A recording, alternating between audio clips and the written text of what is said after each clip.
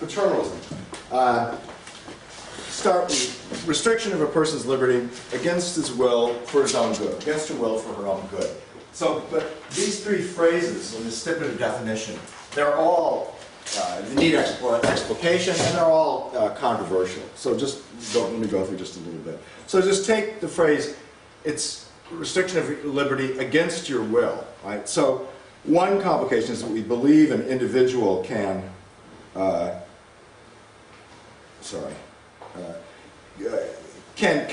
the authority to commit her will for future. So just in contract law, just in the most ordinary way, I can commit my will. I can make a contract with you to supply 100 widgets at your factory next Wednesday. Next Wednesday, my will may be that I don't want to deliver the widgets. But both in law and in morality, we hold the law holds me responsible for the contract, at least that I have to provide the money's worth of the widgets to you, if not at the specific performance. And it would be normally thought to be paternalistic, and perhaps wrongfully paternalistic, for this law to forbid us or restrict our making contracts in this way and committing our will for the future. So, so there's that qualification, that understanding of the phrase "against his will" here. There are questions about just what this commitment to committing yourself for the future. Should there be outer bounds to that? So, for instance, take the example of, as it's called, covenant marriage. Suppose that what I want is to make a real marriage where my would-be spouse and I pledge undying commitment till death do us part, period, no possibility of divorce. The law won't enforce a contract of that sort involving long-term forfeiture of liberty. Should it? I mean, again, it seems to me that will, to my mind, I hear that as a case of probably permissible paternalism. The non-paternalistic alternative here would be to allow the commitment of one's will, even for the indefinite future. There are questions also about the scope of what's willed. Suppose I want to engage in high-stakes gambling. I want to go to Las Vegas. I'm a Californian and bet the farm. Probably a bad idea, but still, this is a voluntary choice. I'm a competent adult.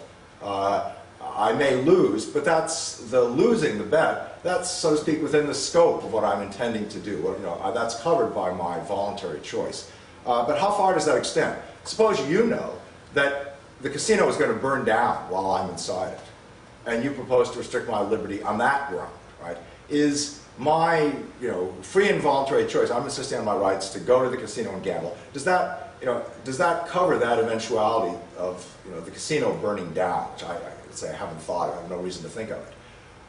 You might say, well, this is simple, this doesn't require any kind of coercion or forcing, you can just inform me about the casino's burning down. But of course, that may not succeed. I may have no reason to believe you.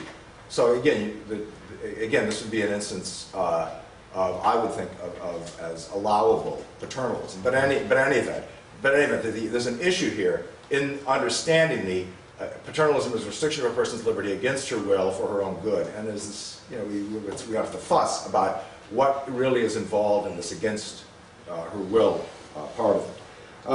So my own view, just to come clean, my own, there's a handout right there, if you could, right on that edge, thank you. Not that it helps, but you'll be in the same position as the rest of us. So in my own view, just to come clean here, is just ugly in its simplicity. It's just as plain as a brown cardboard box. What I think about paternalism is that when it is justified, it's justified on grounds that the welfare or well-being of the person whose freedom is being restricted is being advanced. When that's at acceptable cost, there isn't excessive cost either to the paternalizing agent or to third parties, bystanders. And this is all cashed out in welfare or well-being terms. The difficulties, the serious difficulties about paternalism, to my mind, are really epistemic difficulties. That is, even though as I see it, it's just uncontroversially right that when it's to my good that you force me for my own good, that's what you should do. But when is that?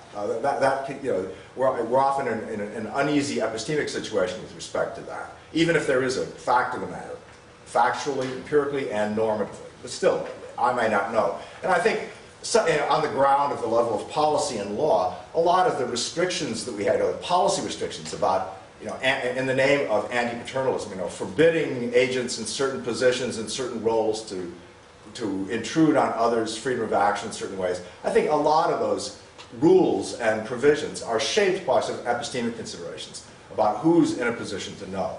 And it's a simple example here of the kind of tussle that goes on. A trivial example. So my wife is a liberated woman, and she is liberated from the tyranny of feeling the compulsion to be competent and expert in the kitchen. And she's successful in liberating herself. However, unfortunately, I'm not very good in the kitchen either. So we get the following kind of situation where I'm blundering about in the kitchen.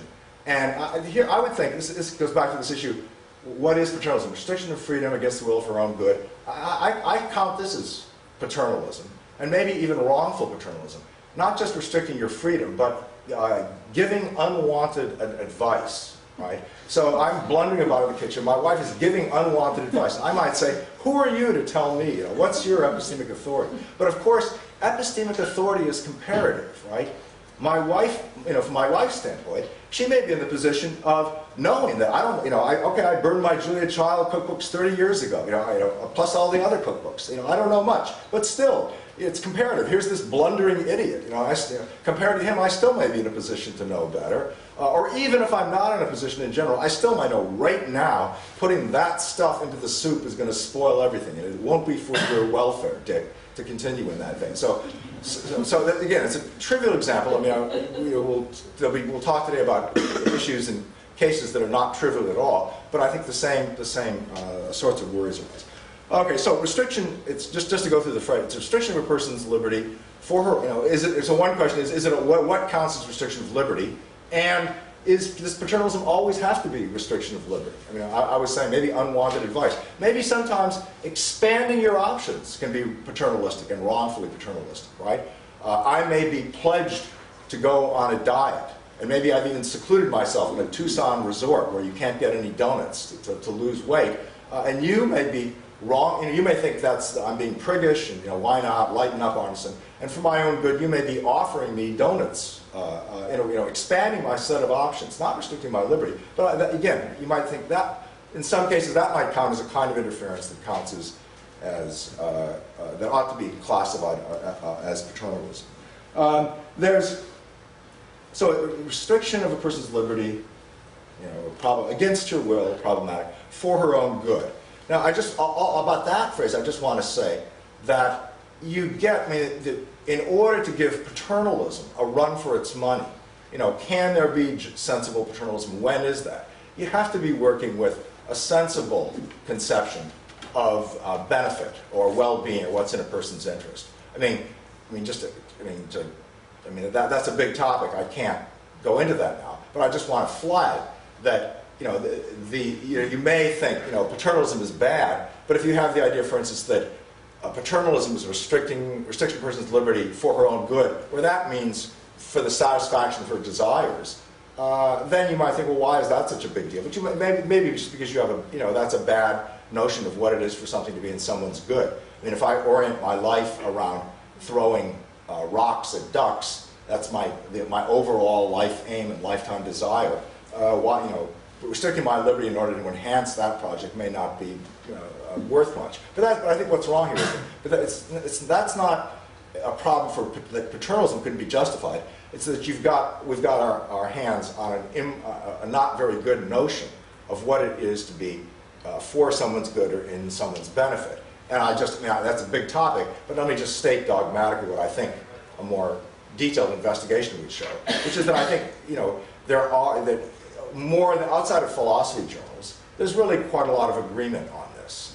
And agreement also on where the gray area is, where we're not certain. So I think there are just uncontroversial bads and uncontroversial goods like friendship, pleasure and avoidance of pain, close, good family ties, achievement, both physical as in sports and mental achievement as in creative and artistic and scientific achievement, learning about the natural universe.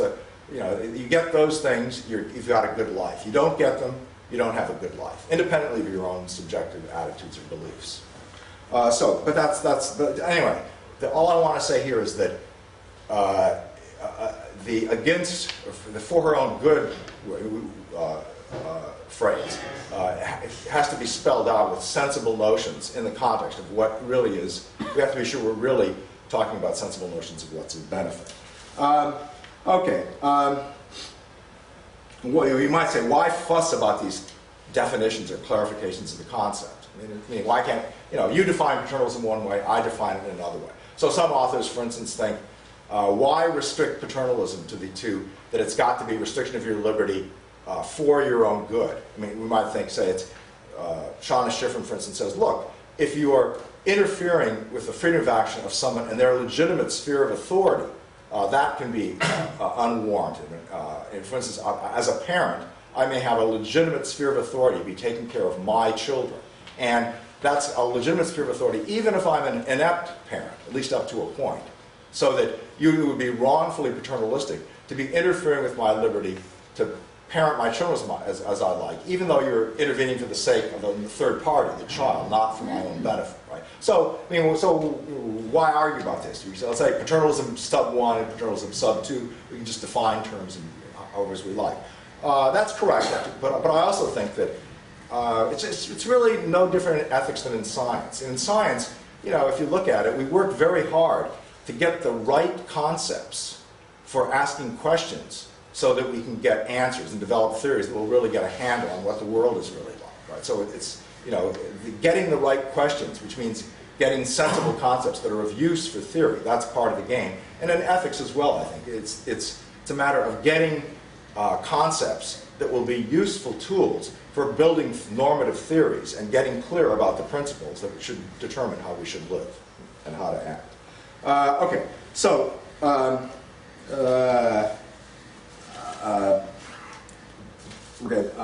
so just for my purposes, though, I'm just going to stick. I mean, I don't think I'm just going to stick with restriction of a person's liberty against her will for her own good, and I don't think you might expand the concept in certain ways. I don't think that's going to affect any of the points I'm going to make from now on. So, what do we say about paternalism? I mean, usually, I think, of course, it's counterproductive, or often it's counterproductive. In the long run, and sometimes even in the short run, the meddling interference is bad for the person who is its intended beneficiary. In other cases, the gain to the beneficiaries are outweighed by cost to others. So the consequences of paternalism in these cases are bad according to a sensitive cost and benefit, morally sensitive cost and benefit analysis. And when the consequences are bad in that way, I think it's just uncontroversial. Lots of different moral standpoints will agree that when it's counterproductive, you shouldn't do it. It's wrong to do it.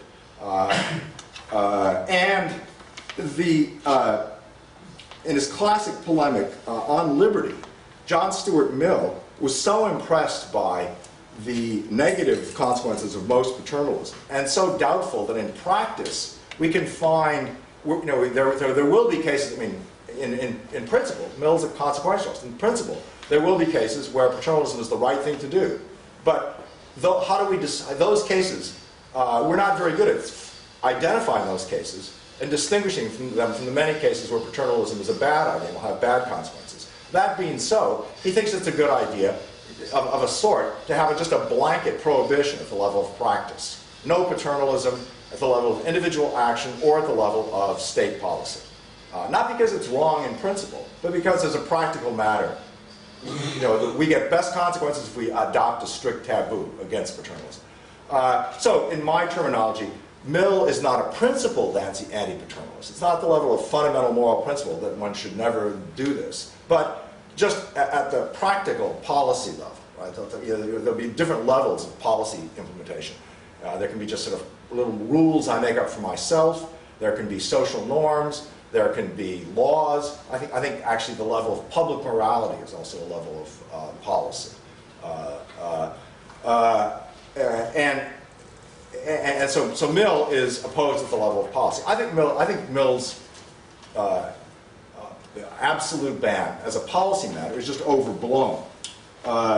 his speculations are just exaggerated. Paternalistic laws and social policies are ubiquitous. Laws requiring riders in cars to wear protective seatbelts save lives at an acceptable cost and liberty.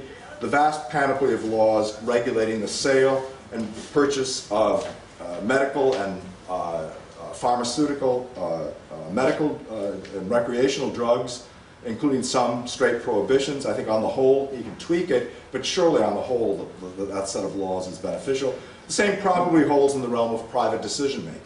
Most of the time, when your spouse forces you to go to the doctor against your will, you're probably better off for it. So I think to some extent, we're better off with the nanny state, to some extent, or the right kind of nanny state that's intelligent and judicious. But that doesn't settle the issue. In the background, what I've been saying so far is so thinking that, well, it's right or wrong depending on whether it really advances the welfare of the person you're trying to benefit. But there's an important issue, an issue of principle here. In the background, I've been assuming that if it's to the interest of the person who is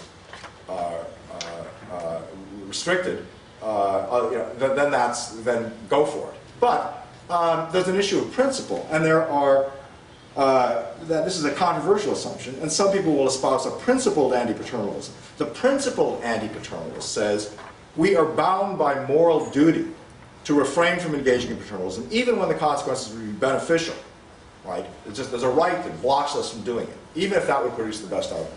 We would be violating a fundamental right that each person possesses to follow her own good in her own way, to live her own life in her own way, unimpeded, so long as her conduct doesn't fail to show due consideration for others by way of wrongfully harming others. Or another formulation, she should be left to live in her own way, unimpeded, so long as, unless restricting her liberty would prevent harm to other people, or to non-consenting other people.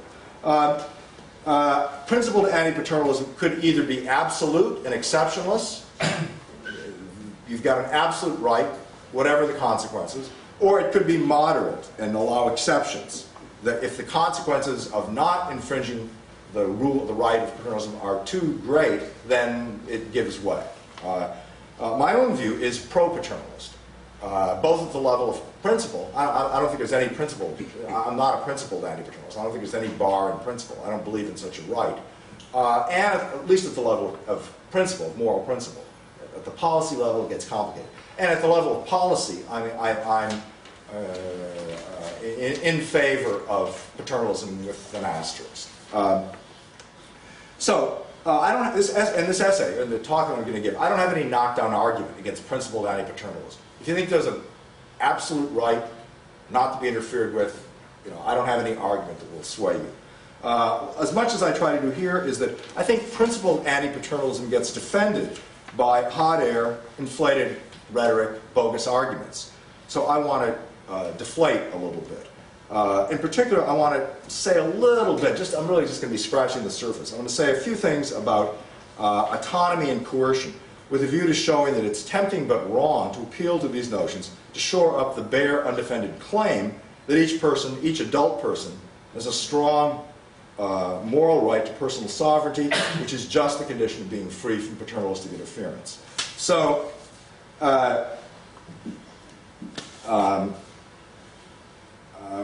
one thing, we might one gambit for defending principled anti-paternalism is to restrict its scope. You might say, well, there's different types of paternalism, and I'm in principle opposed to paternalism, but only of certain kinds. And two distinctions here that are often made following out this gambit are between hard and soft paternalism and weak and strong paternalism. These ideas are on the handout.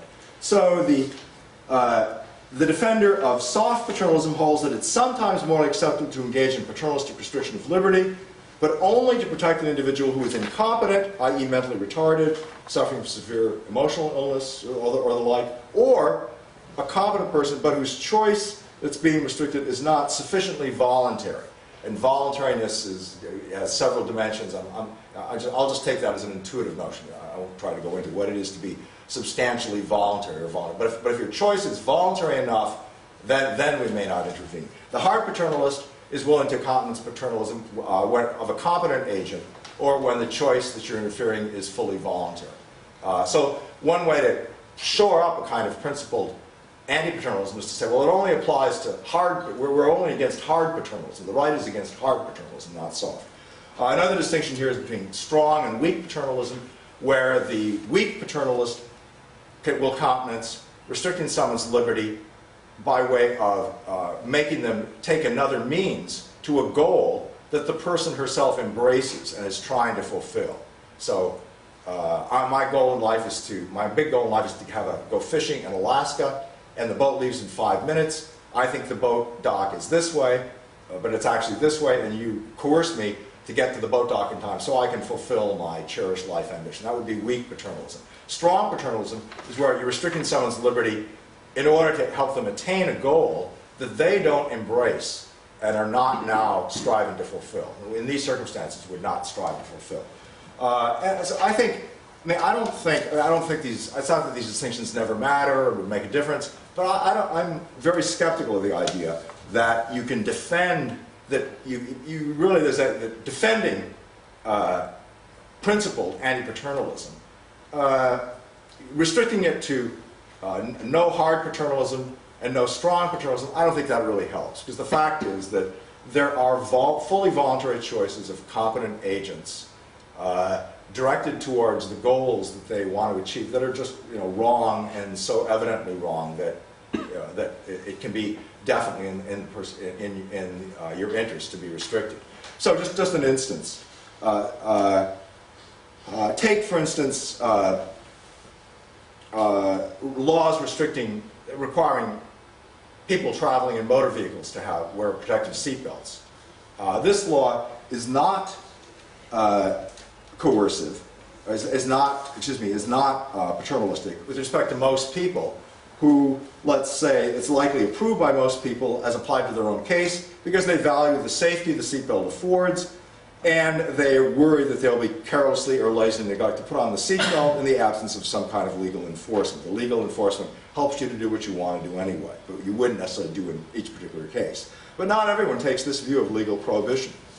My father, I offer, he decidedly did not. He railed at seatbelt laws as a perfect example of grossly unwarranted state intrusion. Now, notice, it would be administratively a very simple matter. It's feasible to have a seatbelt law that's not paternalistic.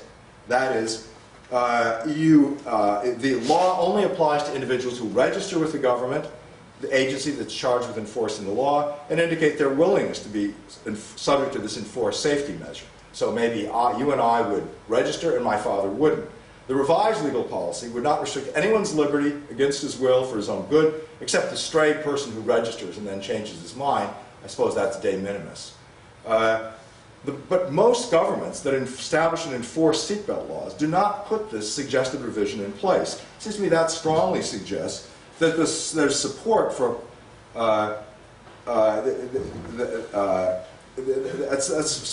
support for a kind of rejection of principled anti-paternalism. What this suggests is that the law is intended by those who support it to be restricting some people's liberty against their will for their own good, where this is hard, strong paternalism, as applied to people like my father. That is, these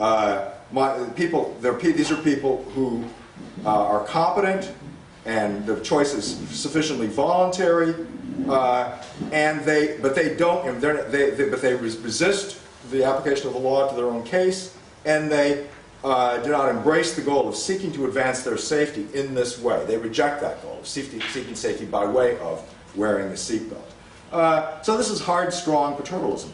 Tagging the law with this label does not render the law seriously controversial, I think. You could just pound the table and condemn seatbelt laws and their application to persons who reject them after due deliberation.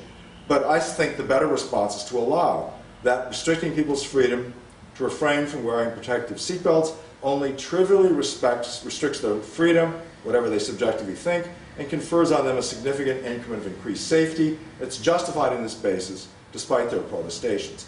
Seatbelt laws, of course, are the tip of an iceberg. Many laws and policies and individual actions that we take clearly confer large benefits on individuals whose freedom is restricted for their own good, where this is hard paternalistic or strong paternalistic or both.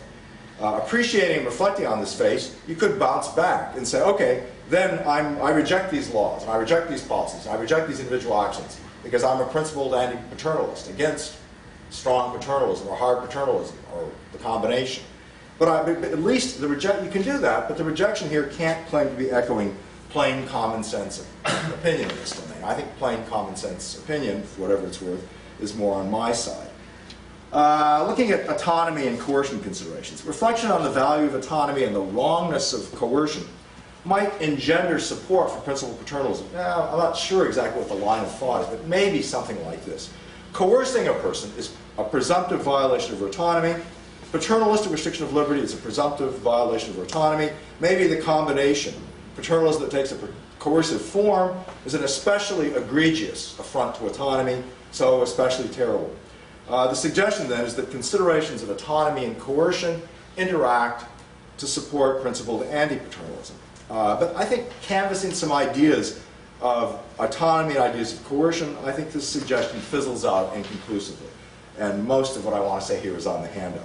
So here's a contemporary fellow, Michael Blake, on coercion and autonomy. Blake says, coercion is an intentional action designed to replace the chosen option with the choice of another. Coercion, we might therefore say, expresses a relationship of domination, violating the autonomy of the individual by replacing the individual's chosen plans and pursuits with those of another. Let's say, therefore, that coercive proposals violate the autonomy of those against whom they are employed. They act so as to replace our own agency with the agency of another. This is Blake, but I think lots of moral philosophers talk in this vein. So we need to get a little bit clearer about coercion. So just for a start here, notice we need to distinguish threats, warning, among coercive proposals. There might be a kind of coercion that just consists in me physically forcing you. But think about coercive proposals. These need to be distinguished between threats, we need to distinguish threats, warnings, and offers. When I advertise the offer to sell you beer that I manufacture at a price lower than the beer you're now in the habit of purchasing, I'm engaged in an intentional action, designed to alter your will. I want to replace your chosen option with the option of another, namely me. I'm aiming to change your will and induce you to do the action that I myself prefer, but intuitively this is an offer, not a coercive proposal. The coercive proposal would involve a threat. So what's a threat? I mean, I think this is trickier than I can work out here. Here's a rough start. This is following Robert Nozick. Roughly, I threaten you when I make it known, this is a mouthful, but it's on the handout. Roughly, I threaten you when I make it known to you that I will do X unless you do Y, and you do Y to avoid the outcome in which I do X, where X is an action I would not plan to do, but for its possible utility to me via inducing you to do Y, and my doing X would be bad for you, and both you and I understand this. That's on the handout.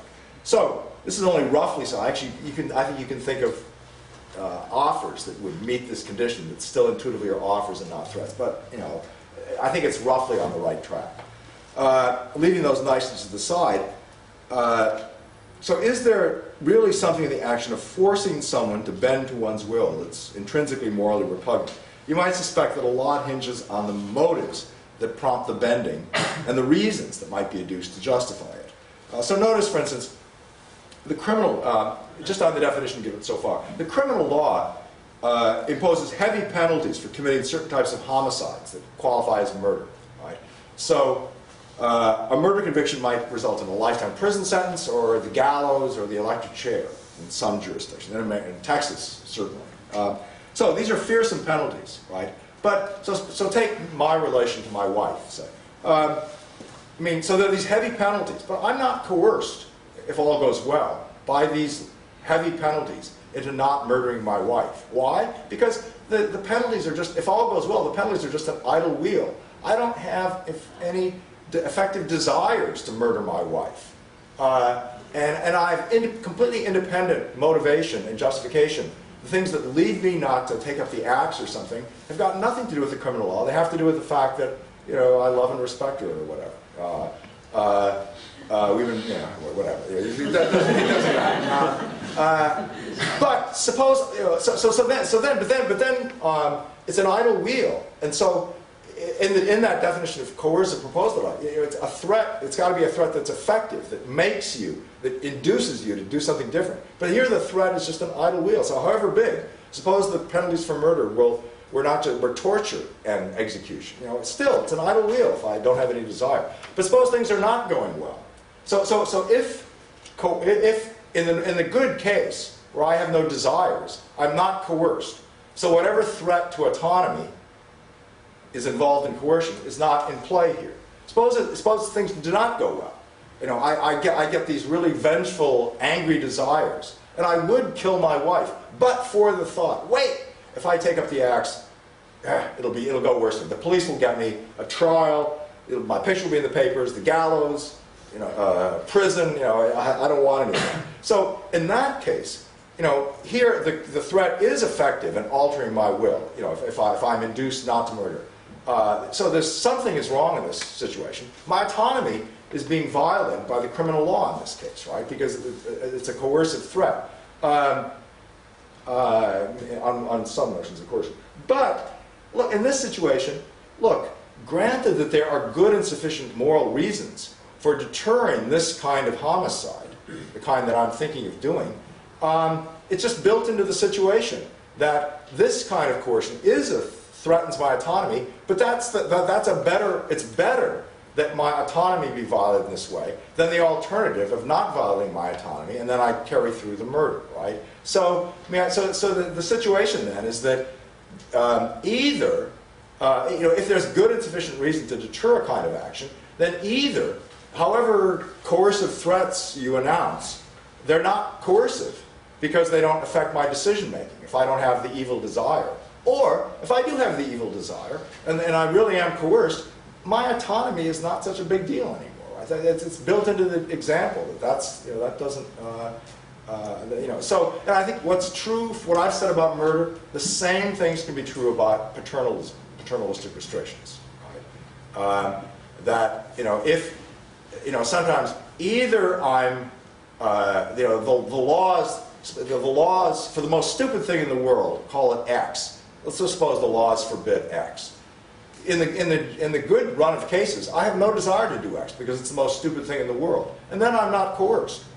If I do, but if the laws become effective, if I do, I would do X, the most stupidest thing in the world, but for the legal penalties, then I am coerced and my autonomy is threatened. But again, it seems to me it's just like the murder case. In that case, the coercion it's a second best alternative. Best would be I don't have the desire and the threat does not have to be effective. But second best is the threat be effective. So that's one consideration. A second consideration that sort of complicates this is that we often, some people say always, use the notion of coercion in a moralized sense rather than a non-moralized sense. So how does this complicate the issue?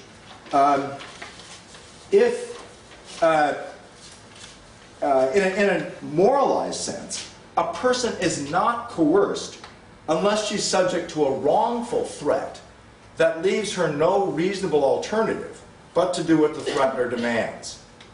So in these cases, being coerced reduces or eliminates one's moral responsibility for wrong or harm one does in complying with a threat. So, simple example. The kidnapper takes my children and threatens, either you rob a grocery store or I will murder your children. And if it's a credible threat, and those really are my alternatives, I may have no reasonable choice but to rob the grocery store. And what would normally be wrong isn't, because of the responsibility traces back to the coercer. Right? Being coerced, I'm not responsible quite the same way. So this involves that there's a wrongful threat here. So far as I can see, these familiar points about the concept of coercion preclude citing the fact that in restricting a person's liberty against her will for her own good, the person whose liberty is being restricted is being coerced as a reason for holding the paternalism as wrong. If the term coercion is being used in a moralized sense, some people say that's always the sense, then the claim that someone coerces presupposes that the person whose freedom is being restricted is thereby wronged. And so you can't support the claim that the person is thereby wrong. Likewise, the fact that a threat coerces only if it induces compliance and doesn't coerce if it makes no difference to the decision-making of the individuals who receive the threat, that rules out a simple appeal to the notion that coercion violates autonomy to argue against the moral permissibility of issuing the threat. So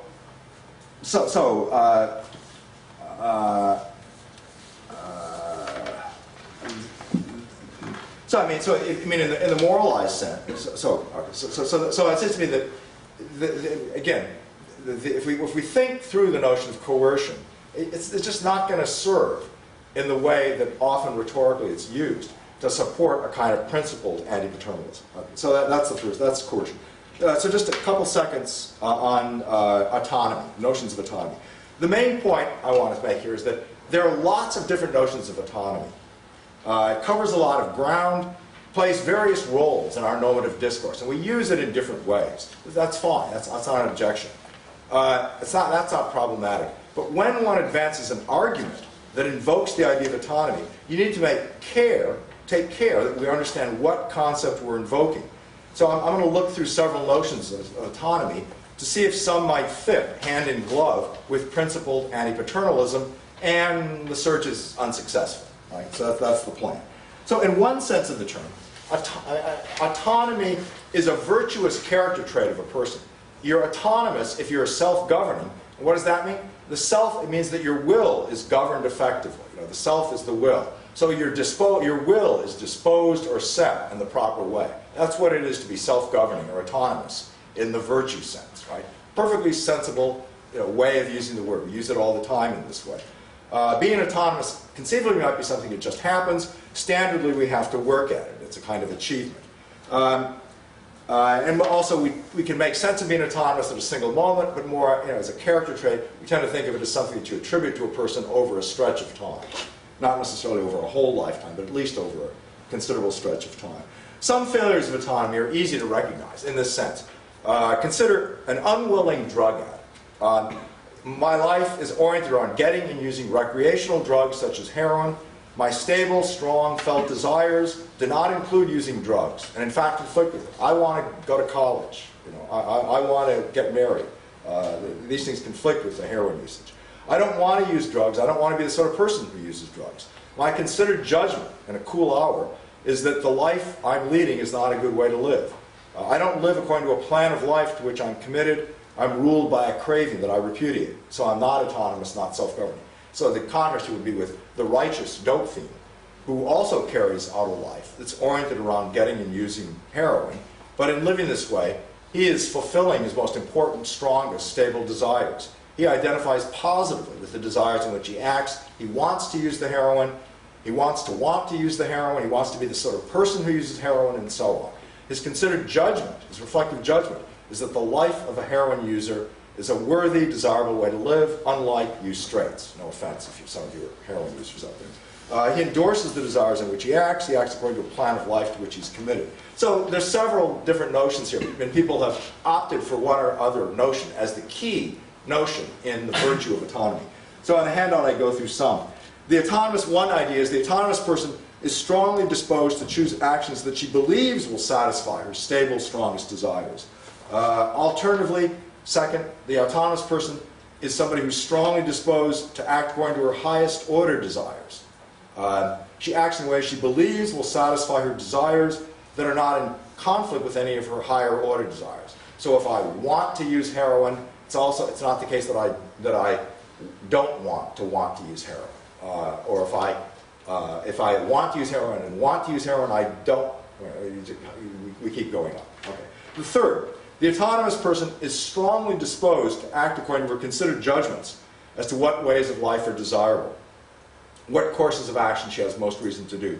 She's effectively disposed to act according to the dictates of her practical reason judgments. So I might desire to eat fatty donuts and so on, but my considered judgment is that I should go on a diet and lose weight. And if I'm disposed to act according to that considered judgment, that disposition marks me as autonomous in this sense. A person might be disposed to act according to what she takes to be her most important desires, or according to what she thinks her considered judgments are, what she takes, but she's mistaken about what these really are. So another notion, a different notion, this is, at least on my, I hope it's the same on the handout, in my notes it's number 5. A different notion would be the autonomous person, the really self-governing person, is disposed to pursue what are really her strongest desires and considered judgments, not merely what she believes these to be at the moment of acting. So I might act against what I think my considered judgment is, and against what I think my strongest desire is, but I'm just subjectively confused about this, and I'm really acting, for on my deepest impulse, or my deepest considered judgment. So we might say it's acting on what are really, not what your deepest impulses and your considered judgments. That's what autonomy is. That's another notion. Notice, though, that being autonomous, according to any of these ideals of autonomy just described, is not a matter of being free to act and then acting in one way or another. I can be autonomous but unfree. I can be autonomous in this sense, strongly disposed to choose and act in ways that are autonomy qualifying, even though my body is weak and I can't act effectively. My will, it's a disposition of my will, but I may not be able to make my fingers move. I may be paralyzed. Or I may be unfree because I'm locked in jail. I mean, I can move my arms then, but maybe I'm even wrapped in gauze. I can't even move my arms. I can't even wiggle my nose, tape. But still, I can be autonomous that doesn't hinder my autonomy in this. That's a matter of my disposition to choose, and my will can be firmly set on in the way that qualifies me autonomous according to one or several of these notions just canvassed. Right? So there's autonomy is a good thing, probably, and it's a virtue, in one or more of these ways. But it's not. Since it doesn't conflict with unfreedom, and paternalism is restricting your freedom in one or another ways. There's no conflict. Now notice, we might balk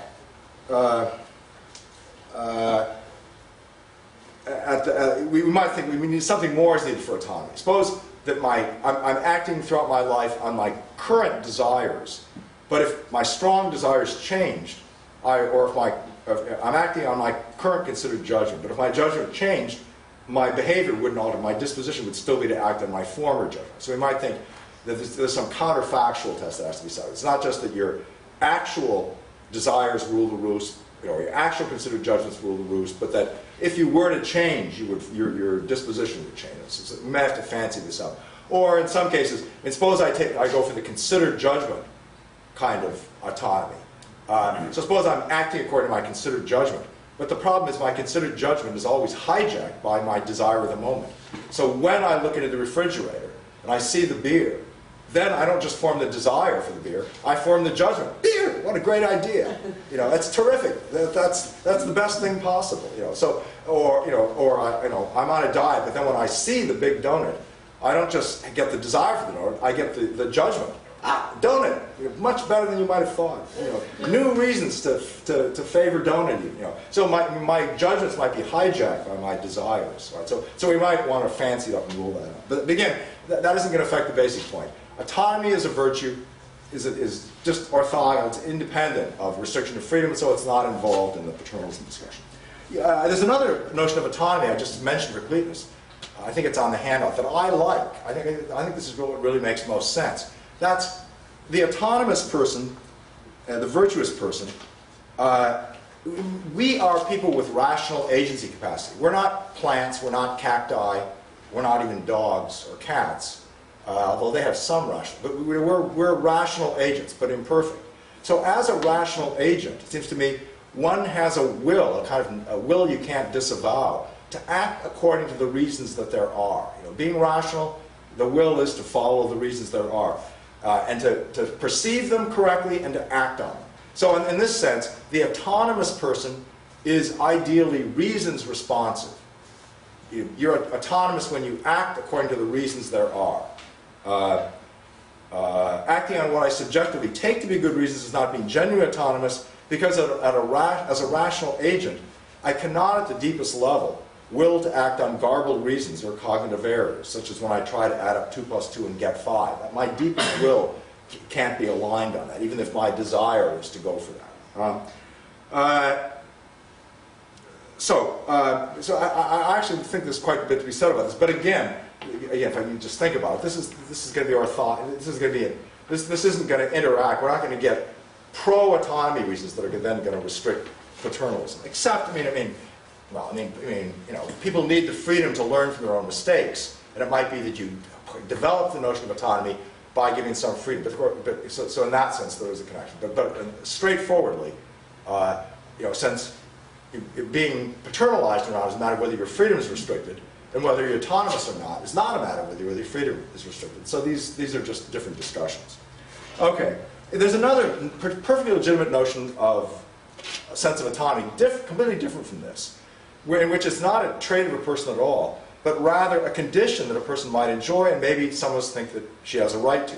This is autonomy as personal sovereignty. So autonomy might be the condition in which you're not subject to interference in your choosing and acting. And this trades on an analogy with national sovereignty. France is self-governing, meaning it's not governed from outside force. Outside troops are not invading France, or Germany is not dictating what France does. France can be self-governing, even if it's in a very unruly state, even if it's in a civil war. So there's no normative notions on self-governing. Being self-governing is just not being unfairly restricted by others. So autonomy as sovereignty is a matter of outsiders refraining from interference. So in this sense, again, it's a perfectly good notion of autonomy. It doesn't, I still don't see, in this sense then, I'm not getting, reasons to be anti-paternalistic. Autonomy as a virtuous character trait, just to rehearse, can be fully sustained by a person who's subject to paternalistic interference. Autonomy as a character trait can be sustained by an individual who lacks freedom of bodily movement. The other conception of autonomy as personal sovereignty, that just turns out to be another way of talking about the right to be free from paternalistic interference. A claimed right to freedom from paternalistic interference just is a claimed right to personal sovereignty.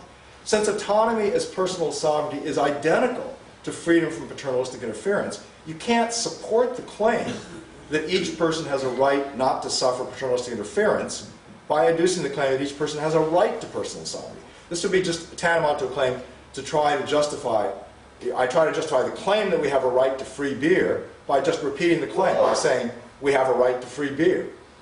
That's just repeating the claim. That's not giving any reason to support it. Okay, so far I'm coming up empty pockets, finding notions of coercion or autonomy that fuel principled anti-paternalism.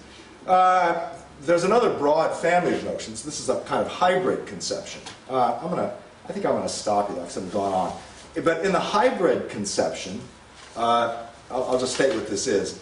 You live autonomously in case you're competent at some threshold level to govern yourself. You have wide freedom of action to govern yourself. And you do choose competently at some threshold level.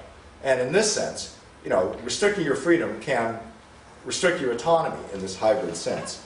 But again, there isn't any special tie to paternalism here, because restricting your freedom for the sake of other people is also restricting your autonomy in this hybrid sense. So again, we're not getting a special tilt towards supporting a special right against principled anti-paternalism. But I've sort of gone on here. I'm going to stop. There's more on the handout, but there's also more typing errors on the handout, so it's probably not very long. Okay, I'll stop.